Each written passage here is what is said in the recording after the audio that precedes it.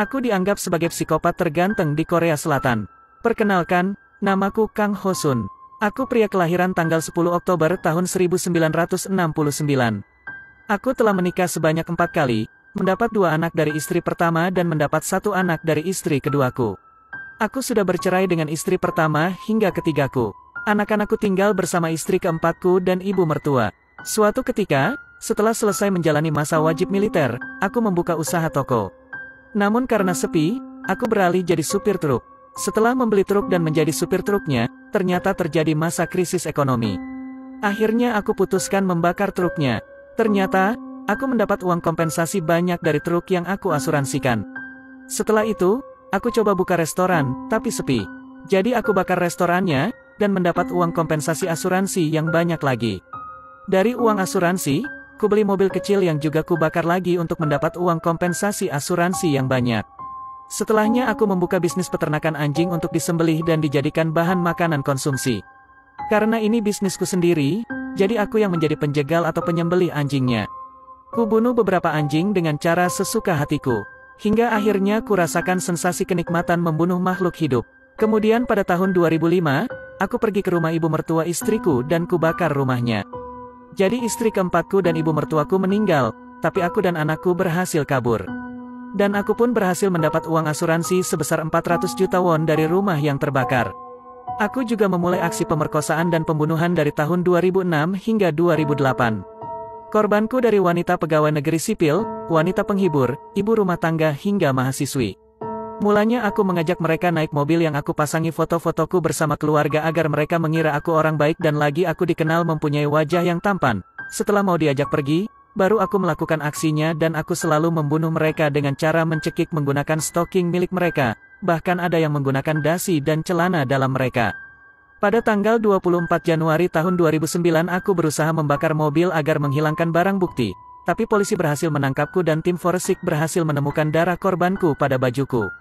Dan akhirnya pada tanggal 2 Maret tahun 2009, aku dijatuhi hukuman mati oleh hakim atas kasus pembunuhan berantai, pembakaran gedung, penipuan asuransi dan juga pembunuhan keluarga sendiri. Aku menjadi terpidana hukuman mati kursi listrik termuda di umurku 14 tahun. Perkenalkan, namaku George Stinney. Di usiaku yang masih muda, aku sudah divonis hukuman mati kursi listrik atas kejahatan yang tak aku lakukan.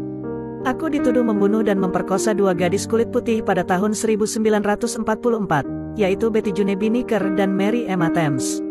Kata warga, aku dan kakakku Amy Rufer adalah yang terakhir terlihat bersama 2 gadis itu.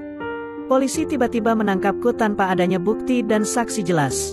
Aku sangat ketakutan saat ditangkap, jadi terpaksa berkata seperti apa yang diinginkan polisi, meski tak ada bukti yang sah. Selama proses persidanganku, aku dijauhkan dari orang tua dan kuasa hukumku, apalagi saat itu politik kulit hitam masih ada. Setelah proses sidang yang lama, akhirnya pada tanggal 16 Juni tahun 1944 aku dieksekusi hukuman mati kursi listrik dan jadi orang termuda yang dihukum mati. Setelah 70 tahun, ada beberapa orang yang mau menyelidiki lebih lanjut kasusku. Akhirnya disimpulkan bahwa aku tidak bersalah. Aku hanya orang yang dikambing hitamkan. Aku dihamili 8 kali oleh ayah kandungku dan 7 bayiku dibunuh untuk ritual mendapat kekayaan. Perkenalkan, namaku R. Aku warga kota Purwokerto. Sejak tahun 2008 ketika usiaku 13 tahun, aku dipaksa ayah kandungku yang bernama Rudianto melakukan hubungan intim layaknya suami istri.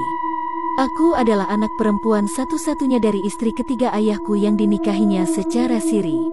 Akibat hubungan inses dengan ayahku itu, pada tahun 2009 aku hamil, lalu bayiku yang lahir diberikan dan diadopsi oleh orang lain. Warga yang mengetahui hubungan gelapku dengan ayahku, mengusirku sekeluarga, bersama ayah dan ibuku dari desa dan pindah ke kontrakan lain. Namun, pada tahun 2013, ayahku memaksaku lagi melakukan hubungan intim dan memperkosaku hingga hamil lagi di sebuah gubuk dekat rumahku. Dari tahun 2013 sampai 2021, aku sudah hamil dan melahirkan bayi sebanyak 7 kali, dan kesemua bayiku dibunuh dengan cara dibekap dan dikubur oleh ayahku di area sekitar tempat tinggalku. Kata ayahku, semua ini dilakukannya untuk menjalani ritual sesuai perintah guru spiritualnya agar ayahku menjadi kaya raya. Meski ibuku mengetahui hal ini dari dulu, Ibuku sama sepertiku, tidak bisa berbuat apa-apa karena diancam oleh ayahku. Untungnya ayahku sudah ditahan oleh aparat, jadi aku tidak perlu lagi dipaksa berhubungan intim dengan ayahku lagi. Aku berharap semoga Tuhan mengampuniku yang tidak bisa berbuat apa-apa atas kejadian ini dan semoga semua bayiku yang dibunuh diberi tempat terbaik oleh Tuhan di surga.